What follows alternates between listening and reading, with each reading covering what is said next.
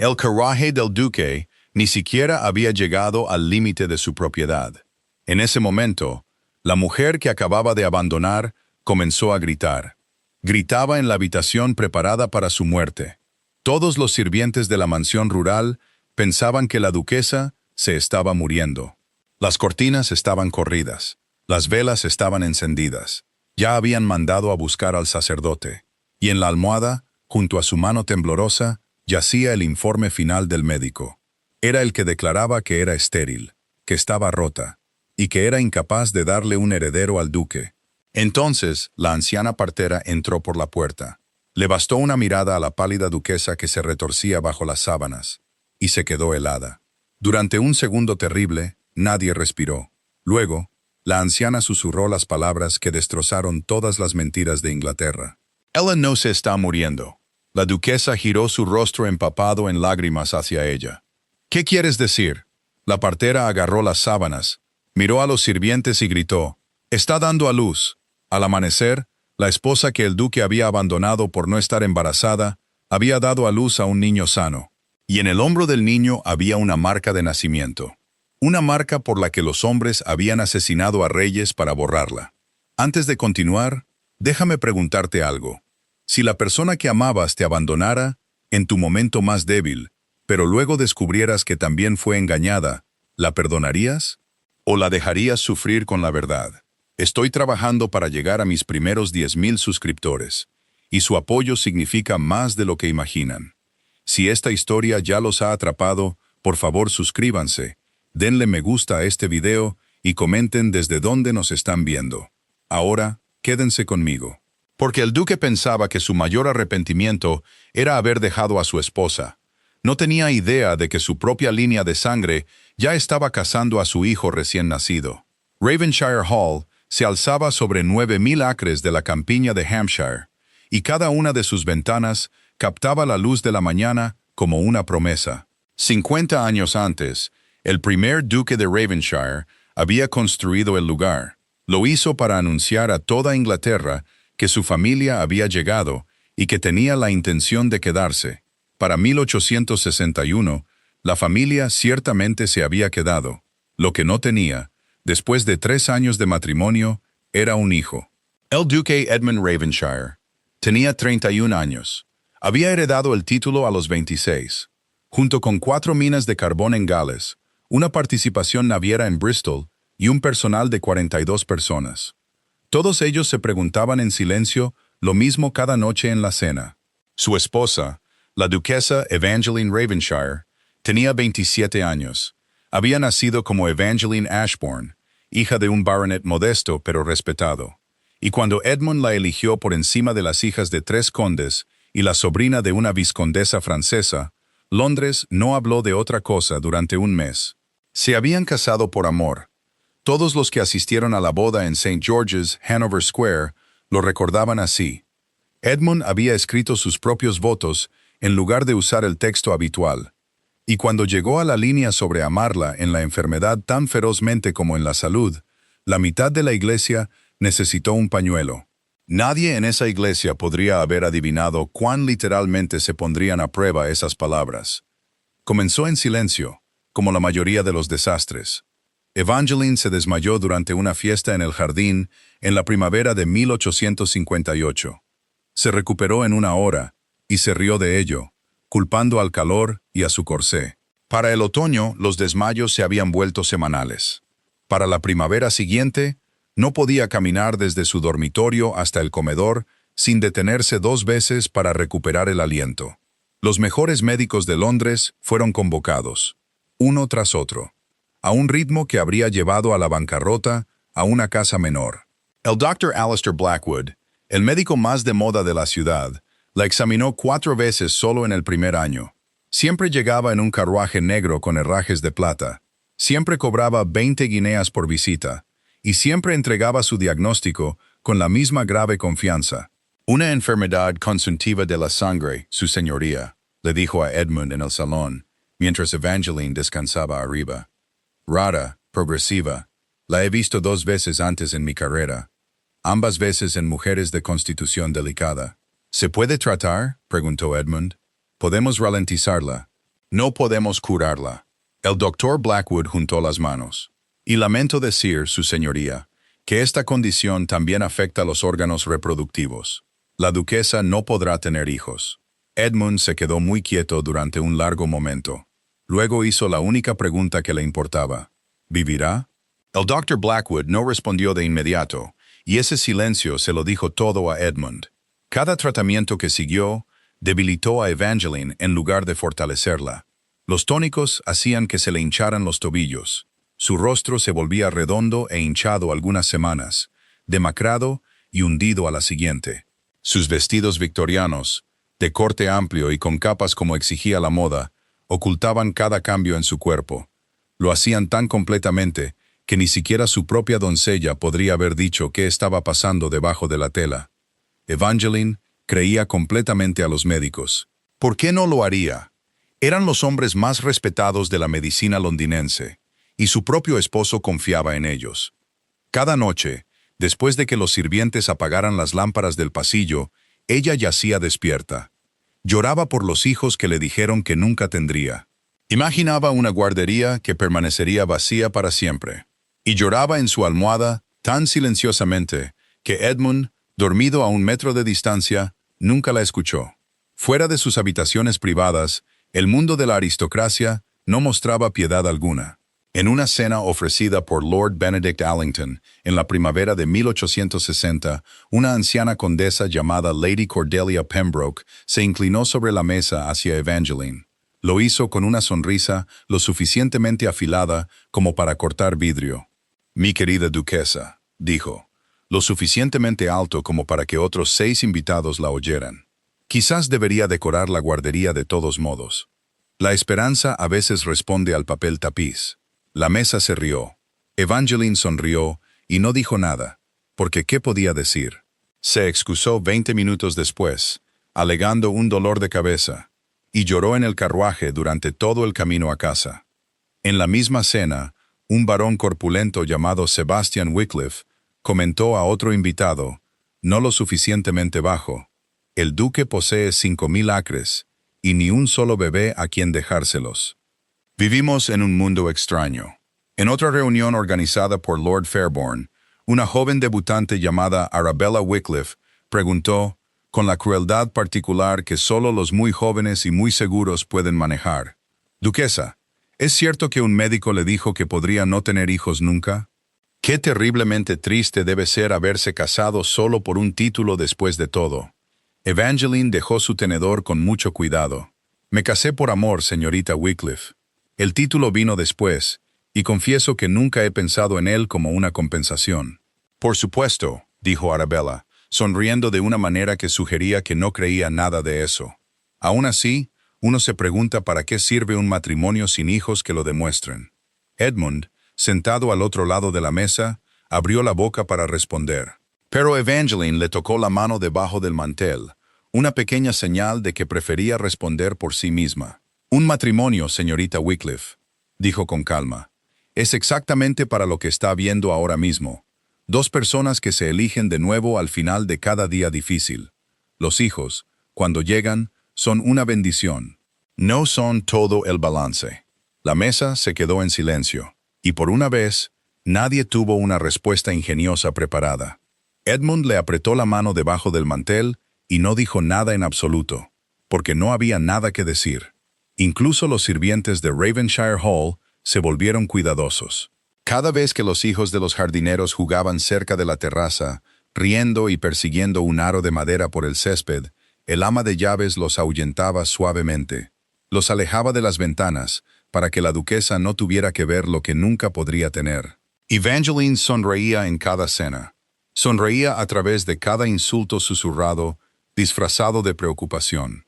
Pero por la noche, a solas con sus pensamientos, creía con total certeza que había fallado en el único deber que la sociedad victoriana consideraba sagrado para una esposa de su rango. «Le he dado todo excepto lo único que importa», pensó una noche, mirando el techo de su dormitorio, mientras Edmund dormía a su lado. Un título no puede ser heredado solo por amor. Edmund, por su parte, no había dejado de amarla, ni un solo día. Iba a su habitación cada noche que sus deberes se lo permitían. Leía poesía, principalmente de Tennyson, porque era su favorita, y le cepillaba el pelo cuando sus brazos se cansaban demasiado para levantar el cepillo ella misma. «Tú eres suficiente», le dijo una noche, sosteniendo ambas manos entre las suyas. «Siempre has sido suficiente, mucho antes de que todo esto comenzara». «No lo dices en serio», susurró ella. «Nunca he dicho algo más en serio». Y en ese momento, él lo creía completamente. Pero los momentos no sobreviven bien bajo presión. Y la presión sobre Edmund nunca cesó. El hermano de su madre, el tío Lucian Ravenshire, visitaba la finca más a menudo de lo que cualquier pariente tenía motivos para hacerlo. Lucian tenía 54 años. Era soltero y había pasado 3 décadas resintiendo en silencio el hecho de que el hijo de su hermana mayor hubiera heredado el ducado en lugar de él. Llegaba a Ravenshire Hall cada pocas semanas con una botella de buen oporto y una nueva noticia desagradable del Parlamento. «Están diciendo cosas en la cámara, Edmund», dijo Lucian una noche, agitando su copa junto al fuego. «Susurros, sobre todo, que la línea Ravenshire puede terminar contigo, que las minas y los intereses navieros podrían pasar a un primo en Escocia que nadie ha conocido». «Deja que susurren», dijo Edmund. «Fácil de decir, más difícil de vivir cuando los hombres dejan de invitarte a comités porque se preguntan si tu nombre importará en 20 años». Lucian bebió un sorbo de su oporto. «Solo te lo digo porque te quiero, muchacho. Alguien tiene que decir las cosas difíciles». Una noche, después de una velada particularmente cruel en la casa de los Pembroke, Evangeline se sentó en su tocador quitándose los pendientes mientras Edmund la observaba desde la puerta. «Hablan de la guardería como si fuera una habitación que he dejado sin terminar a propósito», dijo en voz baja, sin darse la vuelta. «Como si simplemente hubiera olvidado pedir el papel tapiz correcto. Son tontos, Evangeline, todos y cada uno de ellos. Tontos con muy buena memoria, Edmund. Oiré sobre esto en la próxima cena y en la siguiente, mientras viva». Él cruzó la habitación y se arrodilló junto a su silla, tomando sus manos entre las suyas. «Entonces dejaremos de asistir a sus cenas. No puedes dejar de asistir a las cenas del Parlamento porque tu esposa está avergonzada por los chismes. Tienes un ducado que dirigir». «Primero tengo una esposa que proteger», dijo él. «El ducado puede esperar una noche». Ella le sonrió entonces, débilmente, como todavía podía hacerlo en aquellos años, antes de que el agotamiento desgastara incluso sus sonrisas. «Dices eso ahora, pregúntamelo de nuevo en un año». Ninguno de los dos sabía, esa noche, cuánto cambiaría antes de que pasara un año. Lo que Edmund nunca sospechó, lo que nadie en Ravenshire Hall sospechó, fue que cada médico que había examinado a Evangeline había sido discretamente seleccionado, recomendado y, en varios casos, pagado por el propio Lucian Ravenshire. Él había descubierto, 3 años antes, una cláusula oscura enterrada en una carta de herencia del siglo XIV que regía el título de Ravenshire. Si el primogénito legítimo de Edmund alguna vez heredaba, ese hijo recibiría no solo el ducado, sino 3 minas de carbón, el interés naviero de Bristol y un antiguo derecho hereditario que colocaba a la línea Ravenshire por encima de casi todas las familias de Inglaterra, excepto la propia corona. Sin embargo, si Edmund moría sin un heredero, el título y sus antiguos privilegios pasarían lateralmente a Lucian. Así que Lucian se había asegurado, silenciosa y pacientemente, de que Edmund nunca tuviera un heredero. Para el invierno de 1861, el doctor Blackwood y 2 colegas entregaron su veredicto final en el salón de Ravenshire Hall. Edmund estaba de pie junto a la chimenea, y Evangeline descansaba arriba, demasiado débil para asistir. «La enfermedad ha progresado más allá de cualquier cosa que podamos tratar, su señoría», dijo el doctor Blackwood. «La duquesa nunca se recuperará, nunca tendrá hijos. Y debo decirle, con el más profundo pesar, que puede que no sobreviva otro año». Edmund no habló durante mucho tiempo. Cuando finalmente lo hizo, su voz salió firme, aunque nada dentro de él se sentía firme en absoluto. «Gracias por su honestidad, caballeros». Después de que los médicos se fueron, Edmund se sirvió un brandy que no bebió. Se sentó solo en el estudio hasta que el fuego se consumió hasta las brasas. Seguía volviendo a una línea del informe del Dr. Blackwood, la que había leído 3 veces antes de cerrarlo. La condición de la paciente está más allá de cualquier intervención adicional que esta práctica pueda ofrecer. Pensó en el primer año de su matrimonio, antes de que todo esto comenzara. Una tarde de verano en Ravenshire Hall, cuando Evangeline lo había perseguido por el césped sur descalza. Reía tan fuerte que no podía recuperar el aliento, mucho antes de que la falta de aliento se convirtiera en algo que temer, en lugar de algo de lo que reír. Pensó en la forma en que solía quedarse dormida a mitad de una frase mientras le leía en voz alta, y cómo él solía quitarle el libro suavemente de las manos en lugar de despertarla. «La estoy perdiendo», pensó, «y no sé si la estoy perdiendo por una enfermedad o por mi propio fracaso en luchar por ella adecuadamente». Esa noche, Edmund tomó la decisión que lo atormentaría por el resto de su vida. Realmente creyó, que enviar a Evangeline lejos de Ravenshire Hall, lejos de las crueles cenas de Londres y los interminables susurros del Parlamento, era un acto de misericordia. La finca de su difunta madre en la campiña de Hampshire, una casa tranquila llamada Ashbourne Cottage, estaba a 40 millas de Londres, y aún más lejos del mundo que había pasado 3 años humillándola. Allí, pensó, podría descansar sin público. Podría vivir el tiempo que le quedara en paz, en lugar de con lástima. Se lo dijo a la mañana siguiente, de pie a los pies de su cama mientras ella estaba sentada apoyada en 3 almohadas, con el rostro pálido a la luz del invierno. «Creo que deberías ir a Ashbourne Cottage por un tiempo», dijo. «El aire del campo, la tranquilidad, te hará bien». Evangeline lo miró durante un largo momento, y algo en su pecho se quedó muy quieto y muy frío. «¿Me estás enviando lejos, Edmund?» «Te estoy enviando a descansar». Eso no es lo que pregunté. No pudo responderle honestamente, porque ni él mismo entendía completamente su propio razonamiento. Solo que quedarse, se sentía como verla morir en público, una cena a la vez, y no podía soportarlo. «Merecéis paz», dijo en su lugar. «No una vida entera siendo observada, juzgada y compadecida por personas que nunca te han amado como yo».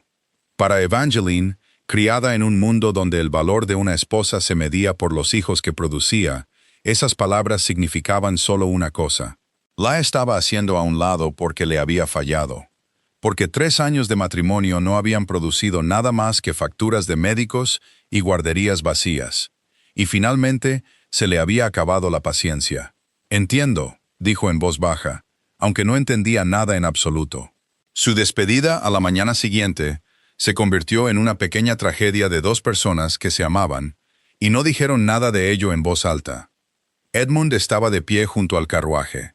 Evangeline estaba sentada dentro, envuelta en una pesada capa de viaje, con las manos cruzadas en su regazo. «Pídele que se quede», le dijo una voz en su cabeza.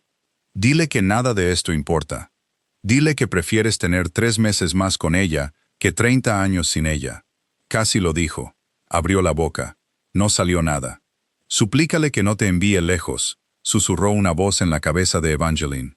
«Dile que prefieres morir en Ravenshire Hall en sus brazos que vivir sola en Ashbourne Cottage». Ella también casi lo dijo. Sus labios se separaron. No dijo nada. En cambio, Edmund cerró la puerta del carruaje él mismo, le dio instrucciones al cochero y retrocedió sobre el camino de grava. Mientras el carruaje se alejaba, Evangeline presionó su mano contra el frío cristal de la ventana y susurró, tan bajo que ni siquiera el cochero la oyó. «Espero que algún día me perdones». El carruaje no había recorrido ni 2 millas por el camino rural cuando comenzó el dolor. Vino de repente y violentamente, bajo en su espalda, envolviendo su cintura como un puño. Evangeline gritó, y el cochero, alarmado, dio la vuelta a los caballos y corrió de regreso hacia Ashbourne Cottage, ya que estaba más cerca que Ravenshire Hall, por casi 1 hora. Para cuando llegaron a la casa de campo, Evangeline apenas podía mantenerse en pie. El ama de llaves, una mujer robusta llamada Florence Hartwell, ayudó a llevarla adentro. Pedía agua caliente y sábanas limpias, con la urgencia particular de una mujer que ha visto la muerte antes y reconoce su llegada. «Manda a buscar al sacerdote», le dijo Florence al mozo de cuadra, y trae a la vieja señora Beatriz del pueblo. Rápido ahora. En una hora, Ashbourne Cottage parecía exactamente una casa preparándose para una muerte. Ardían velas en cada habitación.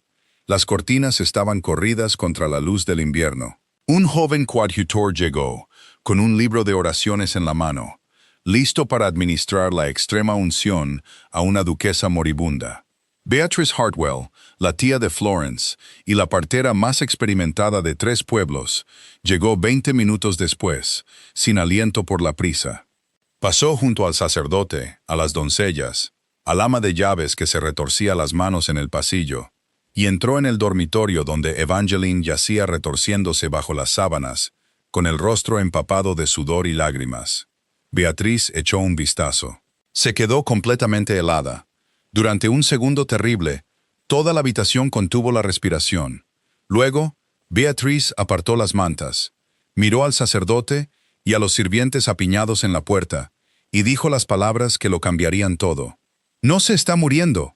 Evangeline giró su rostro surcado de lágrimas hacia la anciana, apenas capaz de hablar por el dolor. «¿Qué quieres decir?». Beatriz agarró las sábanas y comenzó a gritar órdenes de agua caliente, de paños limpios, y que el sacerdote, por favor, esperara afuera. «¡Está dando a luz!», anunció Beatriz. «Esta mujer está de parto, y a menos que me equivoque mucho, ese niño nacerá en menos de una hora». La habitación cayó en un silencio atónito e incrédulo. «¡Eso es imposible!», susurró Florence. «Los médicos dijeron...». «Los médicos», dijo Beatriz rotundamente, arremangándose. «Estaban equivocados. Ahora que alguien hierva más agua, o traeré a este bebé al mundo con las manos frías, y a ninguno de ustedes le gustará ver eso». La propia Evangeline no podía aceptarlo. A través del dolor, a través de 3 años de que le dijeran que su cuerpo estaba fallando, roto y estéril, sacudió la cabeza y jadeó. «No puede ser», me dijeron. «Su señoría», dijo Beatriz, agarrando su mano con firmeza. «He asistido 140 partos en este condado, y nunca he confundido el parto con una enfermedad consuntiva. Lo que sea que esos médicos de Londres le dijeran, eran tontos o mentirosos, y ahora mismo no importa cuál.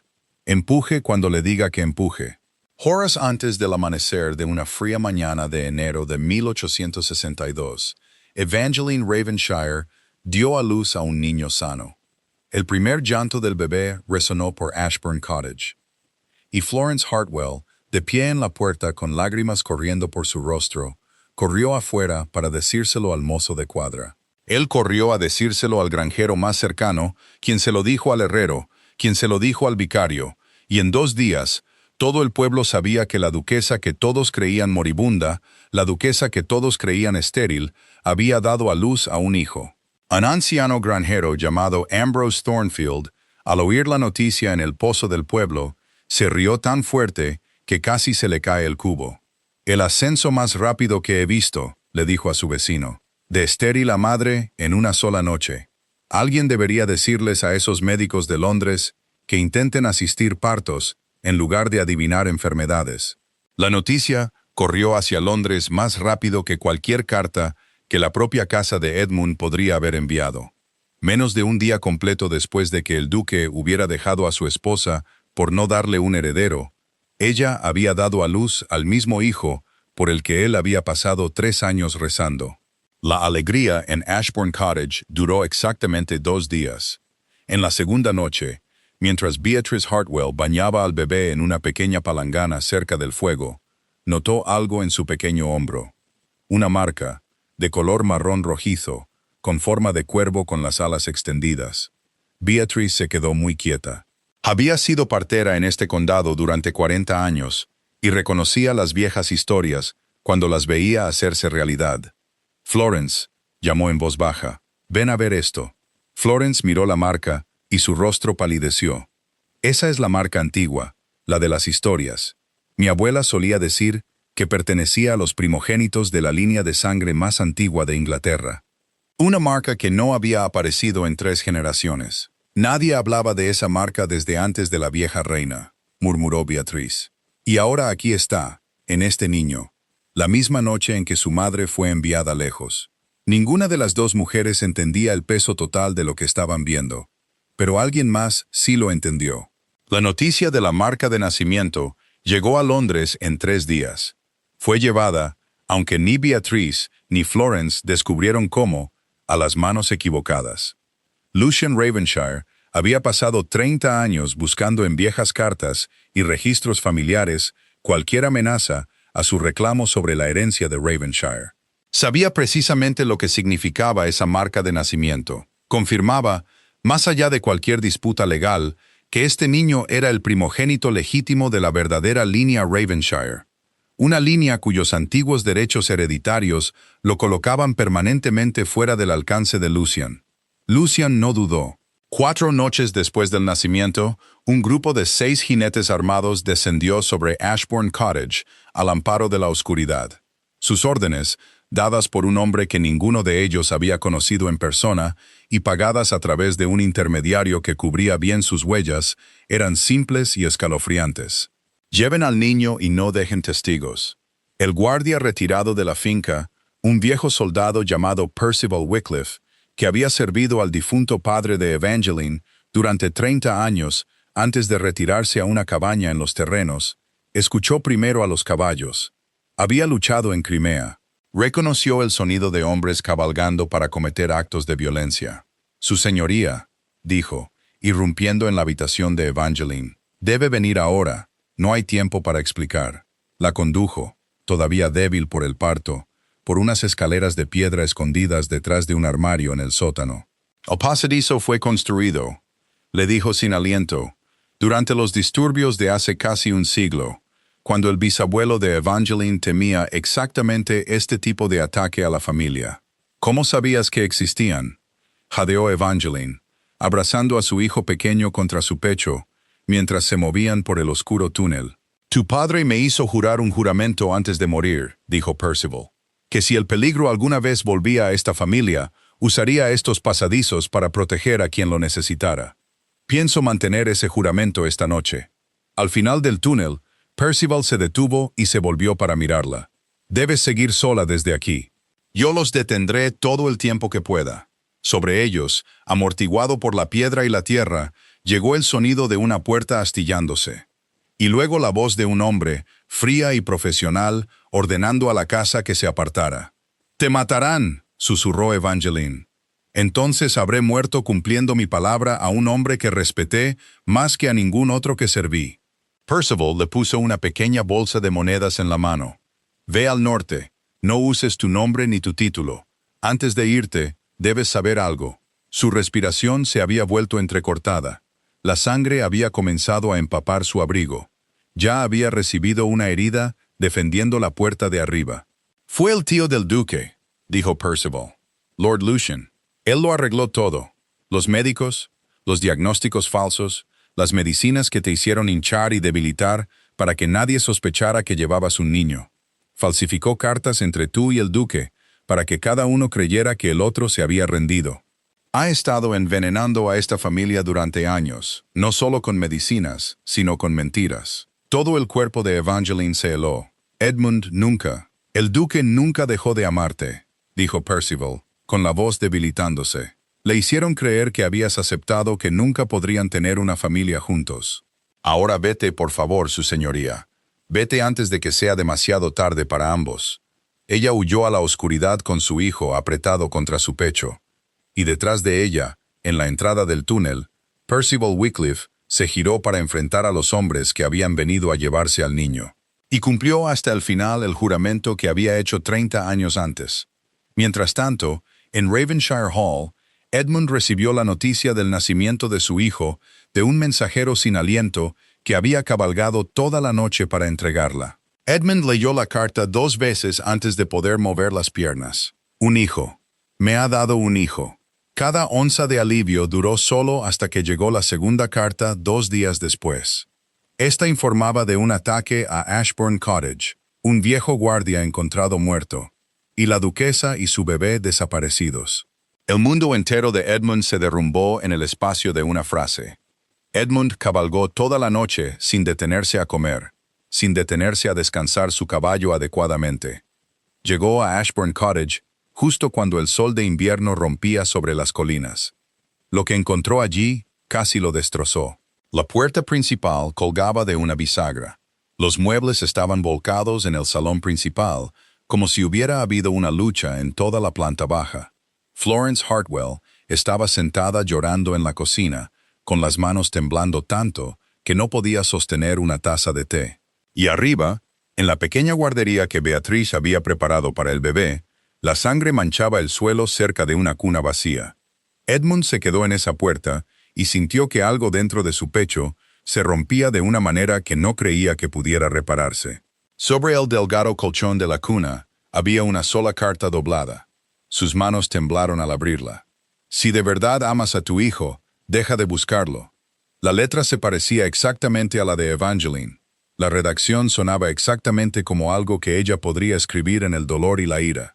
Edmund no tenía forma de saber que Lucien había pasado meses estudiando su correspondencia, practicando su letra, preparando esta falsificación final precisamente para este momento.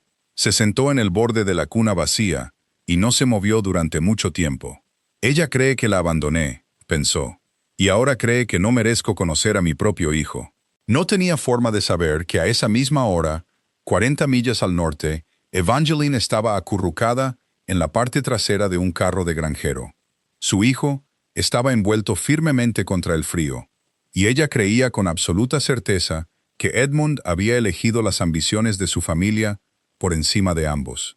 Ninguno de los dos se equivocaba al sentir dolor. Ambos se equivocaban sobre el porqué. Evangeline viajó durante 11 días antes de sentirse lo suficientemente segura como para dejar de moverse. Adoptó un nuevo nombre, señora Rose Bennett, una joven viuda cuyo esposo supuestamente había muerto en el mar, y se estableció en un pequeño pueblo de Yorkshire llamado Millbrook, donde nadie había oído hablar de la familia Ravenshire o de su heredero desaparecido.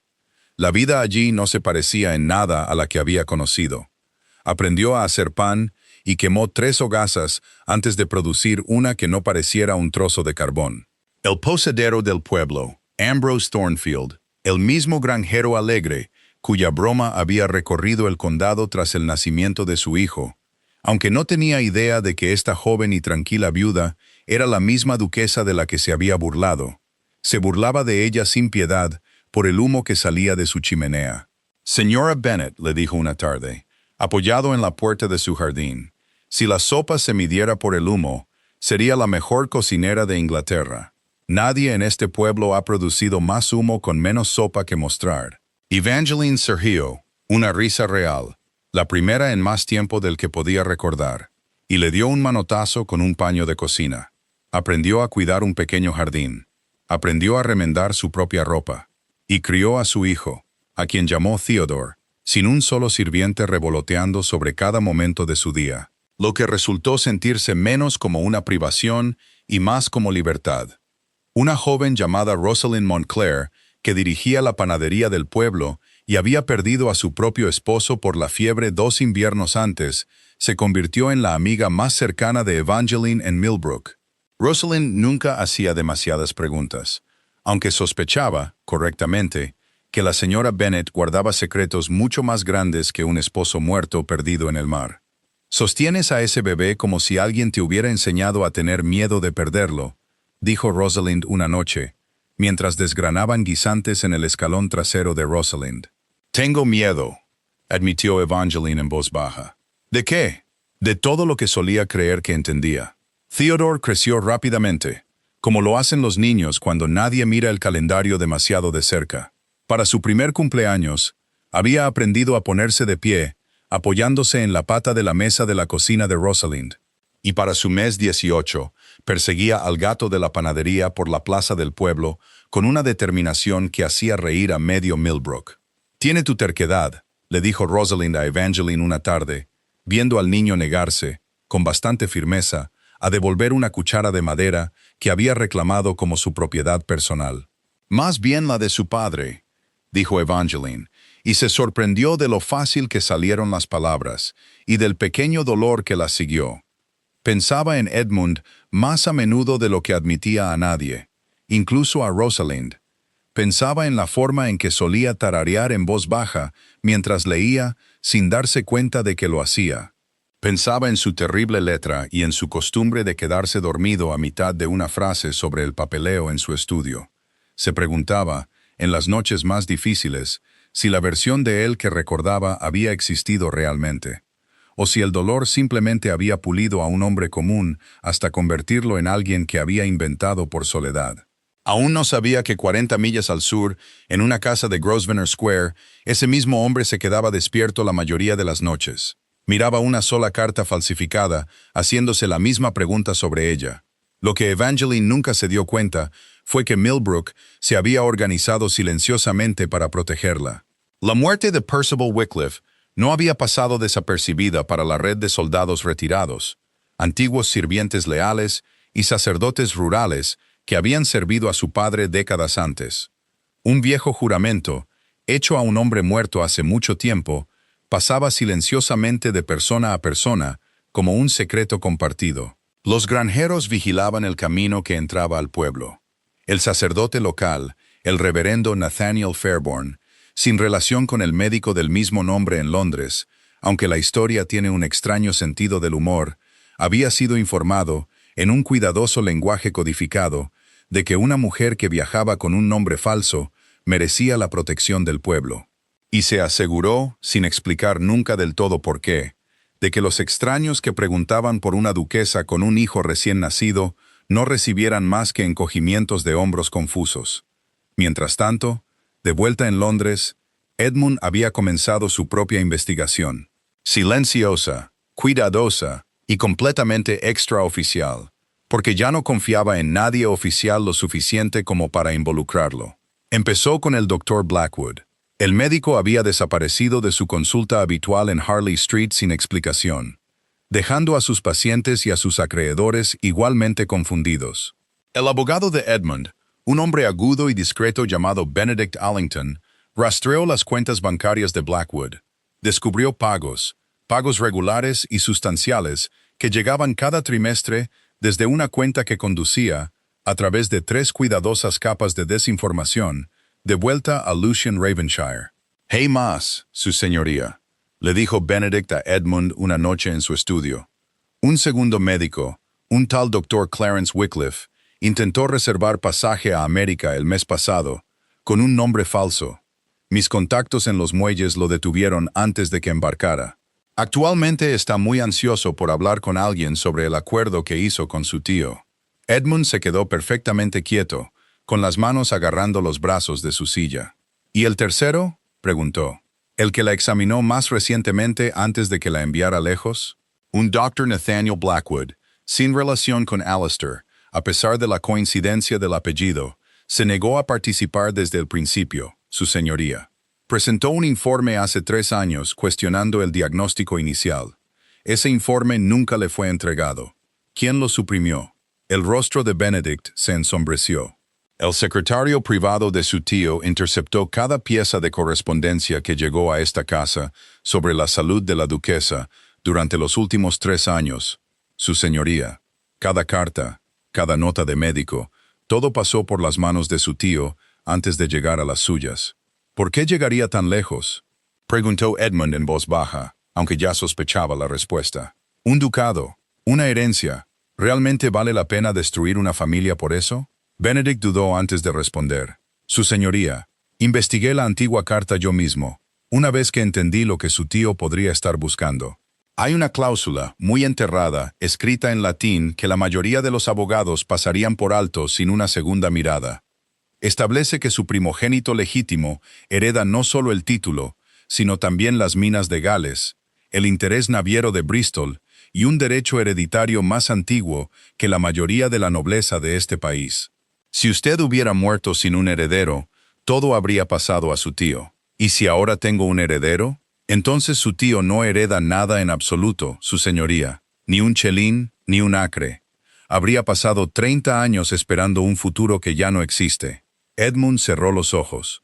Pieza por pieza, la conspiración que había destruido su matrimonio se reveló, y con cada nueva pieza, la verdad se hacía más grande y oscura de lo que había imaginado posible. Su mayor enemigo Nunca había estado fuera de sus puertas. Se había sentado frente a él en la cena, bebiendo buen oporto y llamándose a sí mismo familia. Edmund tardó 7 meses en encontrarla. El rastro lo llevó a través de 3 condados y una docena de pistas falsas. Finalmente, las cuidadosas investigaciones de Benedict Ellington rastrearon a una joven viuda llamada señora Rose Bennet, hasta un pequeño pueblo en Yorkshire, llamado Millbrook. Edmund llegó en una cálida tarde de julio, vestido con sencillez, sin un carruaje con el escudo de Ravenshire. No quería que todo el pueblo reconociera a un duque antes de que tuviera la oportunidad de hablar con su esposa. La encontró en el jardín de Rosalind Montclair, arrodillada en la tierra junto a una hilera de verduras. Un niño pequeño de pelo oscuro caminaba tambaleándose cerca. Edmund se detuvo en la puerta del jardín y simplemente se quedó mirando, incapaz por un largo momento de moverse o hablar. «Evangeline», dijo finalmente. Ella se giró. El color desapareció por completo de su rostro. «Nos encontraste», susurró. «No he buscado otra cosa en 7 meses». Se levantó lentamente, tomando a Theodore en sus brazos, sosteniéndolo contra su pecho como un escudo. «¿Cómo encontraste este lugar?» «Mi abogado rastreó una cadena de pagos con un nombre falso. No importa cómo.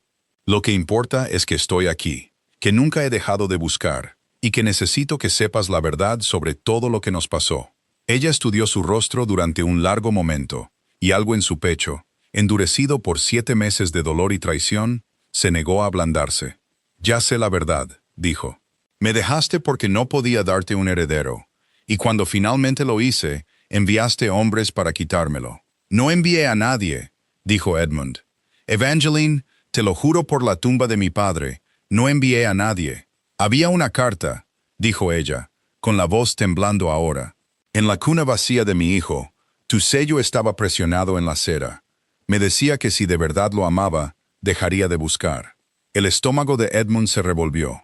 «Yo también recibí una carta, con tu letra, o algo que se parecía exactamente a tu letra.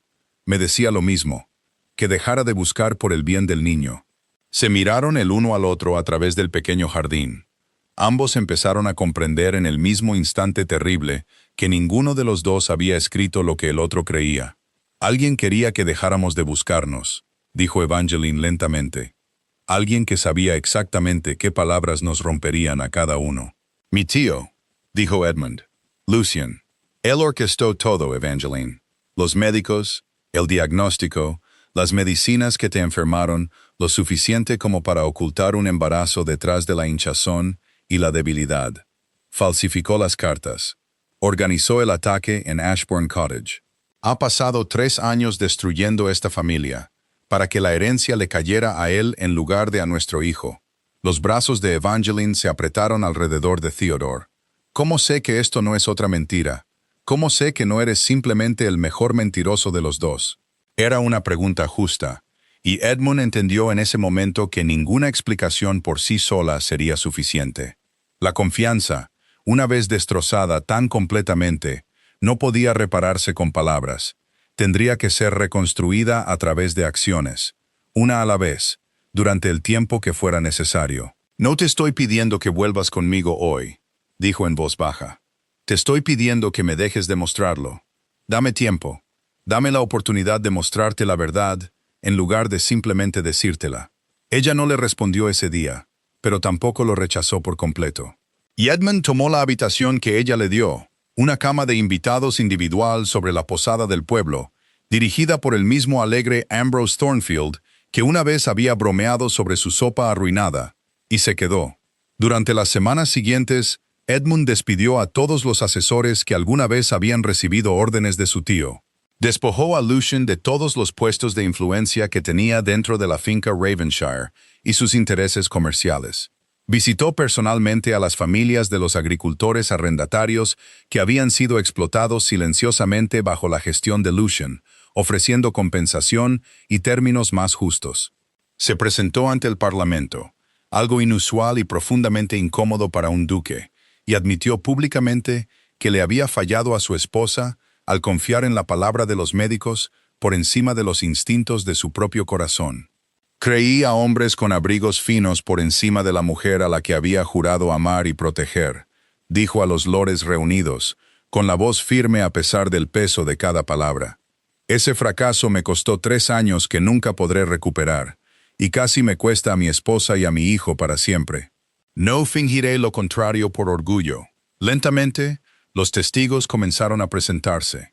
El doctor Nathaniel Blackwood, el médico cuyo informe suprimido había cuestionado el diagnóstico original, testificó formalmente sobre la carta que había escrito y que nunca vio entregada. El Dr. Clarence Wycliffe, atrapado antes de que pudiera huir a América, confesó bajo un cuidadoso interrogatorio los pagos que había recibido y las medicinas que había recetado para enmascarar un embarazo que nadie había pensado en sospechar.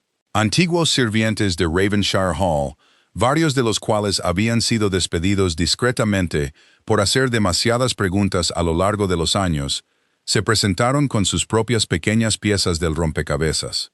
Pieza por pieza, la mentira se derrumbó bajo su propio peso. Evangeline observó todo desde una distancia prudente en Millbrook.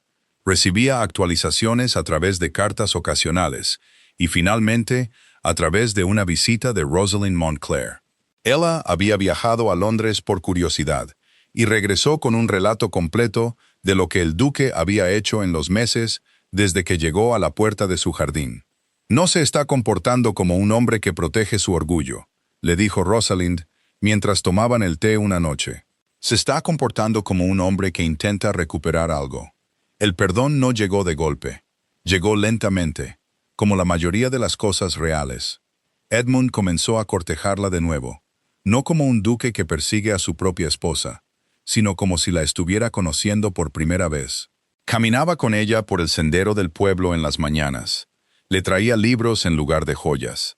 Tomaban el té bajo un enrejado de rosales trepadores detrás de la casa de Rosalind. Y Edmund leía poesía en voz alta de nuevo, el mismo Tennyson que había leído junto a su cama años antes. Aunque esta vez, ella escuchaba con un corazón que se abría lentamente, en lugar de uno que se preparaba para otra pérdida. Una tarde cálida durante un picnic en la colina sobre Millbrook, Edmund sirvió té con gran confianza en la taza de Evangeline, luego en la de Rosalind, luego en la pequeña taza de madera de Theodore. Finalmente, levantó la tetera para llenar la suya, solo para descubrir, después de sentarse y llevarse una taza vacía a los labios, que la tetera había estado vacía todo el tiempo, y que simplemente había estado sirviendo aire con tremenda ceremonia en todas las tazas menos en la suya. La risa de Evangeline, cuando llegó, fue la primera risa genuina y sin reservas que se había permitido desde la noche en que todo se había desmoronado. La sorprendió a ella casi tanto como a él. Se rió hasta que las lágrimas corrieron por su rostro, y Edmund, al verla, sintió que algo en su pecho se relajaba por primera vez en casi un año. «Siempre has sido terrible con la tetera», dijo ella, todavía riendo. «Ahora lo recuerdo. Una vez pusiste sal en tu té en lugar de azúcar y elogiaste el sabor durante 1 minuto entero antes de que alguien te lo dijera. Estaba tratando de impresionar a tu padre», dijo Edmund, sonriendo a pesar de sí mismo. No funcionó. Más tarde esa noche, después de que Theodore se durmiera en una manta en la hierba y Rosalind lo llevara adentro, Edmund y Evangeline se sentaron juntos en la ladera. Observaban cómo el sol se ponía detrás del campanario de la iglesia. «No soy la misma mujer con la que te casaste», dijo ella, rompiendo un largo y cómodo silencio. «No soy el mismo hombre», respondió él. «Espero que eso no sea una decepción». «No lo es», dijo ella. «El hombre con el que me casé confiaba más en los médicos que en su propia esposa. No estoy segura de querer que vuelva». «Bien», dijo Edmund, «porque ya no existe. Lo enterré en algún lugar del camino entre Londres y Millbrook, y no lo he extrañado ni una vez». Ella se rió suavemente. Luego volvió a guardar silencio. «Todavía me despierto algunas noches esperando oír caballos en el camino. No sé cuánto durará ese miedo». «Todo el tiempo que sea necesario», dijo él.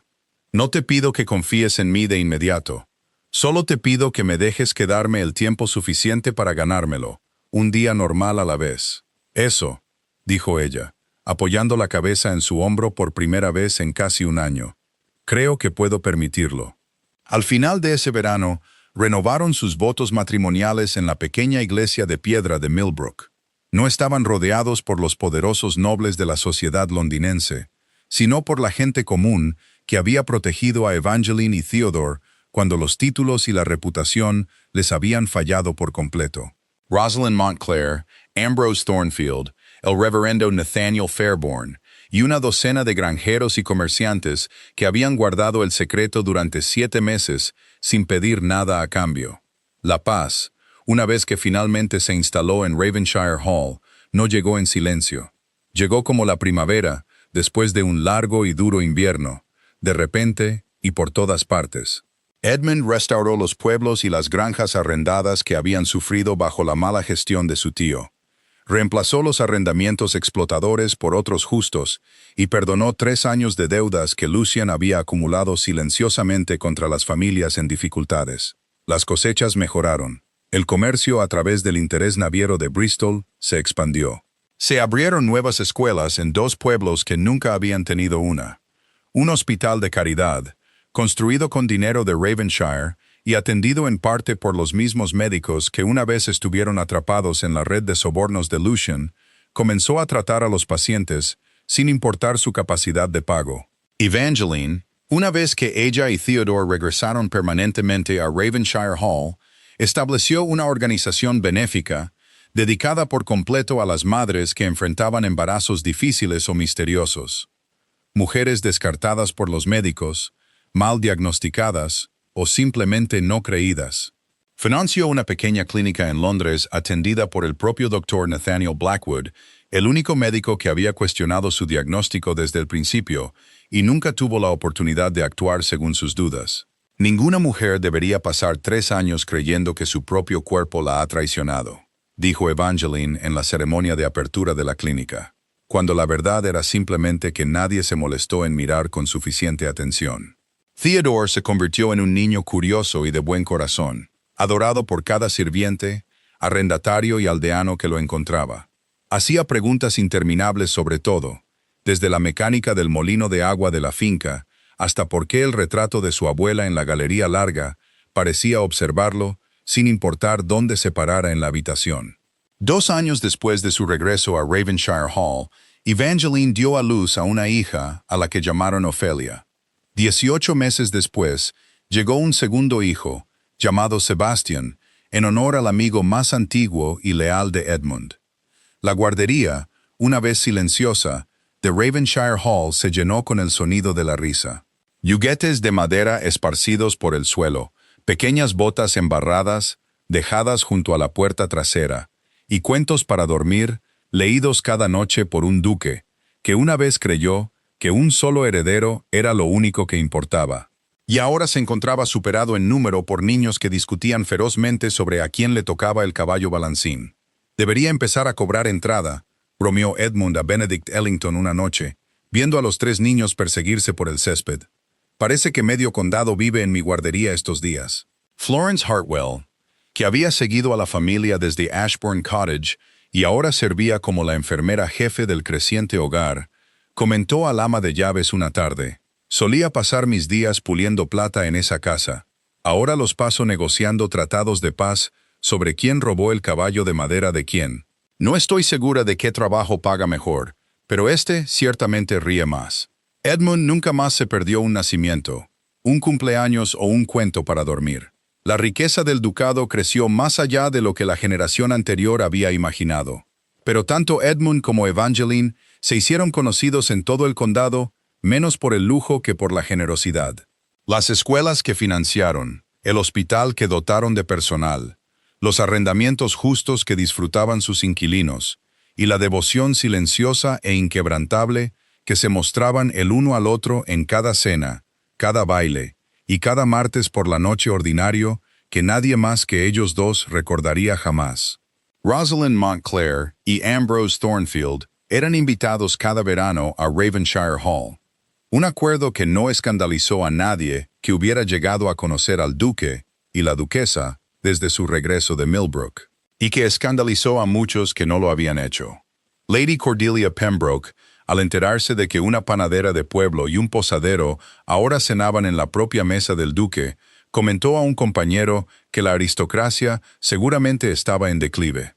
Evangeline, al oír esto, solo sonrió y preguntó si a Lady Pembroke le gustaría más consejos sobre papel tapiz, ya que la guardería de Ravenshire se había vuelto bastante concurrida y podría necesitar una redecoración pronto. Lady Pembroke no asistió a otra cena en Ravenshire Hall por el resto de su vida. En las noches tranquilas, a Edmund le gustaba sentarse en la puerta de la guardería y simplemente observar a sus hijos dormir. Theodore despatarrado de lado en su cama con un pie colgando. Ofelia acurrucada fuertemente alrededor de un conejo de peluche gastado. Sebastian roncando con la confianza particular de un niño que nunca había dudado de que era amado. Evangeline a menudo lo encontraba allí y se apoyaba silenciosamente en el marco de la puerta a su lado. Y ninguno de los dos decía nada en absoluto, porque después de todo lo que habían sobrevivido, el silencio entre ellos finalmente significaba algo más que miedo. 5 años después del nacimiento de Theodore, la corte de la reina Victoria recibió una citación como ninguna en la memoria reciente. Un decreto sellado, guardado en los archivos reales durante más de 3 décadas, debía abrirse ante la nobleza reunida de Inglaterra. Edmund y Evangeline estaban juntos en el gran salón mientras el Lord Canciller rompía el antiguo sello de cera y leía el documento en voz alta. Resultó que la difunta madre de Evangeline había hecho algo extraordinario durante una conspiración fallida contra la corona casi 35 años antes. Detalles que el decreto describía solo en un lenguaje cuidadoso y formal, pero que equivalían a un acto silencioso y valiente que había preservado la monarquía en un momento de peligro genuino. En gratitud, el soberano de la época había otorgado a sus descendientes un conjunto de privilegios hereditarios extraordinarios, registrados solo en este único documento sellado y conocidos por nadie fuera del círculo más pequeño de asesores reales. Evangeline, confirmó el decreto, era la última descendiente sobreviviente de una de las líneas de sangre más antiguas y distinguidas de Inglaterra. Un linaje que, por derecho antiguo, superaba en rango a casi todas las familias nobles presentes en el salón ese día.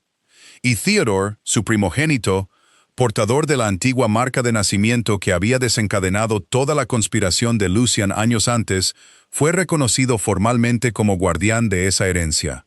Uno de los niños más importantes de Inglaterra, protegido ahora no por túneles ocultos y parteras desesperadas, sino por la autoridad plena y pública de la propia corona, Lucian Ravenshire, cuyas décadas de intrigas no habían logrado nada, excepto su propia desgracia completa, ya había sido despojado de cada título, finca y pizca de influencia que una vez tuvo.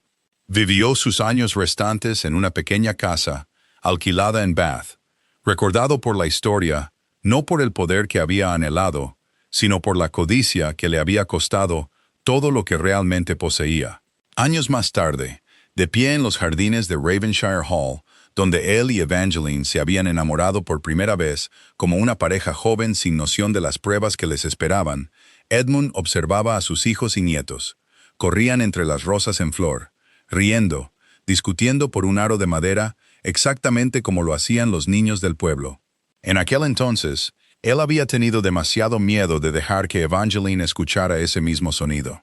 «Pasé años buscando un heredero», dijo en voz baja, tomando su mano, «solo para descubrir que el mayor tesoro de esta casa siempre había sido mi esposa». Evangeline sonrió, la misma sonrisa que una vez había sido forzada a través de innumerables cenas crueles, y que ahora era total y completamente suya. Y la próxima vez que decidas confiar en el informe de un médico por encima de tu propia esposa, dijo, dejaré que los niños voten sobre tu castigo. Su risa resonó por los jardines, sobre los rosales, y los caminos de grava y generaciones de una familia que nunca conocería el peso total de lo que sus abuelos habían sobrevivido para darles esta tarde ordinaria, sin nada de especial y perfectamente feliz. Su historia, una vez definida por el engaño, la crueldad y el desamor, fue recordada en toda Inglaterra no simplemente como el cuento de un nacimiento milagroso, sino como prueba de algo mucho más duradero, que el amor, probado por las mentiras y fortalecido por la verdad, puede sobrevivir incluso a la conspiración más oscura jamás susurrada a puerta cerrada.